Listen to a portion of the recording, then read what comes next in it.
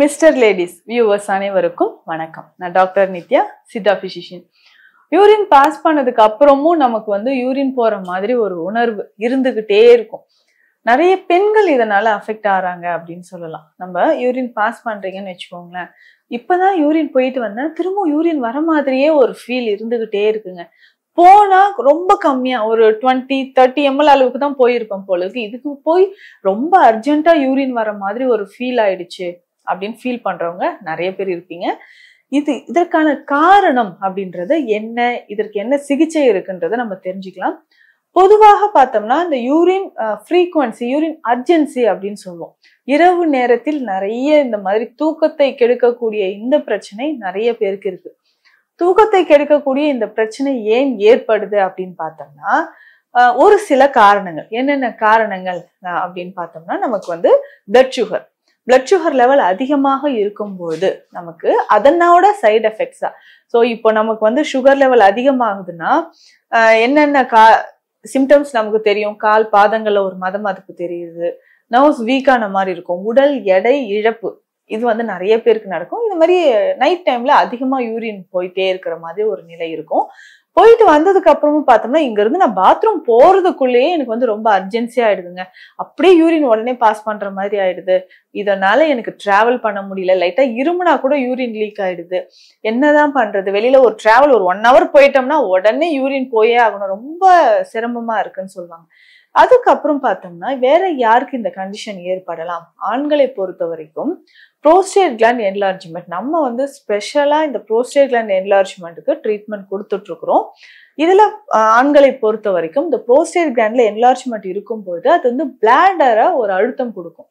ஏன்னா அந்த prostate gland அப்படின்னு சொல்றது எங்க லொக்கேட் ஆயிருக்கு? நம்மளுடைய யூரினரி பிளாடருக்கு நெக்ல, கழுத்து பகுதியில இந்த புரோஸ்டேட் கிளாண்ட் நமக்கு லொக்கேட் ஆயிருக்கும். இதுல வீக்கம் ஏற்படும் பொழுது ஆண்களுக்கு இருக்கக்கூடிய ஒரு ஸ்பெஷல் கிளாண்ட் இது அப்படின்னு சொல்லலாம். இது வீக்கம் ஏற்படும் பொழுது பிளாடருக்கு அடியில ஒரு அழுத்தம் கொடுத்துக்கிட்டே இருக்கிறதுனால என்ன ஆகும்னா, யூரின் போயிட்டே இருக்கணும், அடிக்கடி யூரின் பாஸ் பண்ணணும் அப்படின்ற மாதிரி ஒரு சுச்சுவேஷன் நிறைய ஆண்களுக்கு ஏற்படுது. ஸோ இந்த மாதிரி யூரின் ஃப்ரீக்வன்சி இருக்குன்னா நமக்கு இது ஏற்படுது அப்படின்னு சொல்றோம். அதற்கு அடுத்த நிலை என்னன்னா, லோயர் அப்டமன் மசில்ஸ் தளர்வு அடையும் பொழுது மசில்ஸோ லிகமெண்ட்ஸ், அடி வயிற்றுல இருக்கக்கூடிய தசைகள், நிறைய பெண்களுக்கு பார்த்தோம்னா இந்த மாதிரி தளர்வு ஏற்படுறதுனால கர்ப்பப்பை அடித்தள்ளல் அப்படின்ற ஒரு பிரச்சனை, யூட்ரஸ் ப்ரோலாப்ஸ் அப்படின்னு சொல்றோம். யூட்ரஸ் பிளாடருக்கு முன்னால இருக்கக்கூடிய ஒரு ஆர்கன். இது ப்ரோலாப்ஸ் ஆகும்போது கொஞ்சம் தன் நிலையிலிருந்து கீழே இறங்கி பிளாடரை ஒரு கம்ப்ரெஷன் கொடுக்குது, அழுத்தம் கொடுக்குது. அப்படின்னா இதனாலையும் என்ன ஆகுதுன்னா யூரின் அர்ஜென்சி, அடிக்கடி யூரின் போகணும் அப்படின்ற ஒரு நிலை ஏற்படும். இதை தாண்டி முக்கியமான ஒரு காரணம் யூரினரி ட்ராக் இன்ஃபெக்ஷன் அப்படின்னு சொல்றோம். இந்த யூரினரி ட்ராக் இன்ஃபெக்ஷன் அப்படின்னு சொல்றது சிறுநீரக பாதை தொற்று.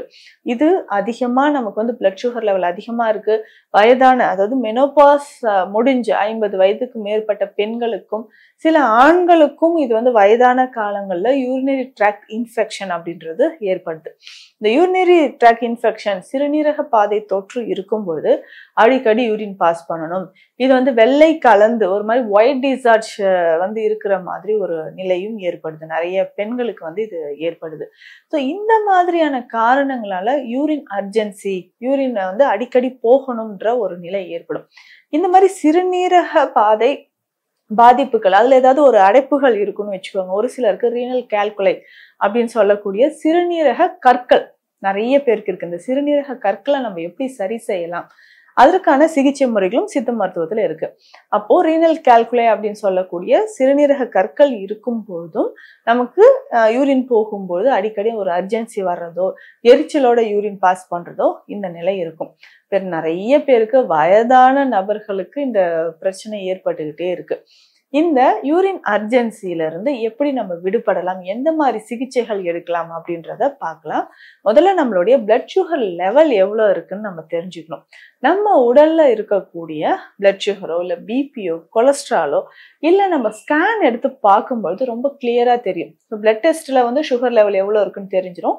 பிளட் ப்ரெஷரும் நம்ம செக் பண்ணிக்கணும், கொலஸ்ட்ரால் லெவலும் எவ்வளவு இருக்குன்னு செக் பண்ணிக்கணும். இதற்கு அடுத்து முக்கியமாக பார்த்தோம்னா நமக்கு ஸ்கேன் ரிப்போர்ட்ல ரொம்ப கிளியரா இருக்கும். யூட்ரஸ் வந்து எப்படி பல்கி யூட்ரஸ் இருக்கா, பல்கி யூட்ரஸ்னா பெண்களுக்கு அந்த கர்ப்பப்பை கொஞ்சம் வீங்கின மாதிரியோ இல்ல முன்னோக்கி தள்ளியோ பின்னோக்கி தள்ளியோ இருக்கும்.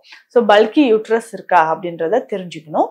யூட்ரஸ் கொஞ்சம் ப்ரொலாப்ஸ் ஆயிருக்கா, கீழே இறங்கி இருக்கா. ஏன்னா யூரின் போகும்போதே சிலருக்கு சொல்லுவாங்க, கை வைக்கும் போது ஏதோ முண்டா தெரியுதுங்க, யூரின் போகக்கூடிய இடத்துல முண்டா தெரியுது, வெளியில வர மாதிரியே எனக்கு தெரியுது அப்படின்னு சொன்னீங்கன்னா இம்மிடியேட்டா அதற்கான சிகிச்சைகளை எடுக்கணும். யூட்ரஸ் ப்ரொலாப்ஸ் இருக்கா, இல்ல ஆண்களை பொறுத்த வரைக்கும் ப்ரோஸ்டேட் கிளாண்ட் என்லார்ஜ்மெண்ட் இருக்கா அப்படின்றது ஸ்கேன் மூலியமா தெரிஞ்சுக்கணும். ஏன்னா இந்த ப்ரோஸ்டேட் கிளாண்ட் என்லார்ஜ்மெண்ட் வந்து அவ்வளவு சாதாரணமா நினைச்சிட முடியாது. இதுல வந்து 4 கிரேட் இருக்கு. கொஞ்ச நாளுக்கு அப்புறம் இந்த ப்ரோஸ்டேட் கிளாண்ட்ல புற்றுநோயாக இது மாறுவதற்கும் வாய்ப்பு இருக்கு.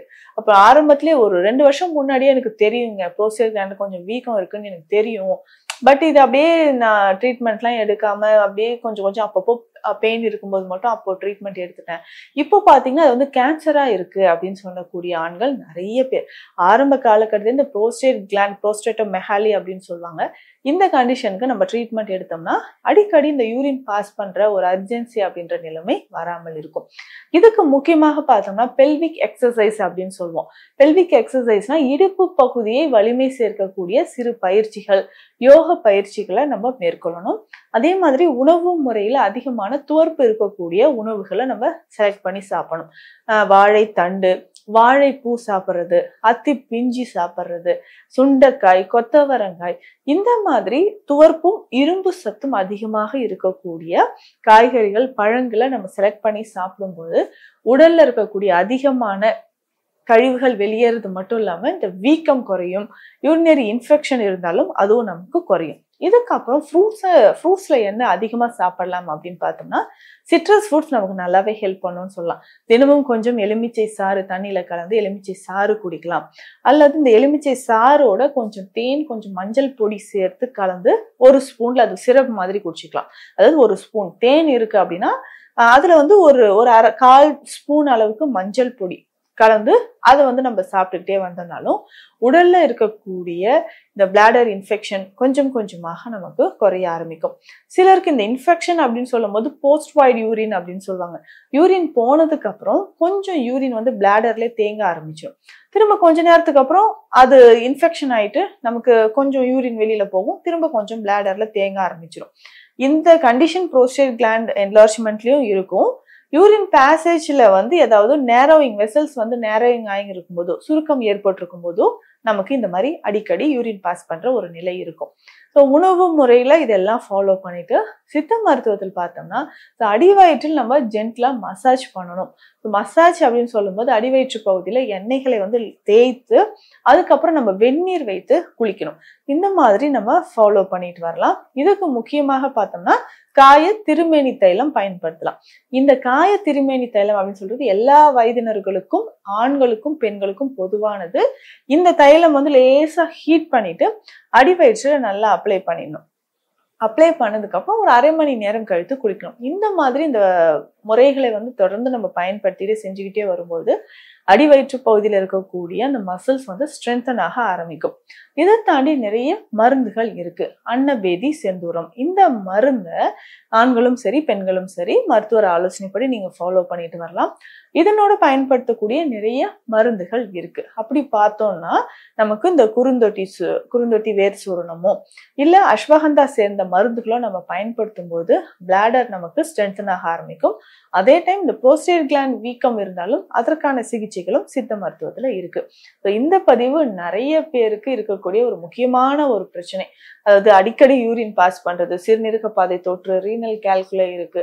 இந்த மாதிரி பிரச்சனைகளுக்கு ஒரு சிம்பிளான ஹோம் ரெமெடி என்ன, இல்ல சித்த மருத்துவத்தில் என்ன பார்க்கலாம், மருந்துகள் இருக்கு அப்படின்றத பார்த்தோம். மீண்டும் அடுத்த பதிவில் சந்திக்கலாம். நன்றி.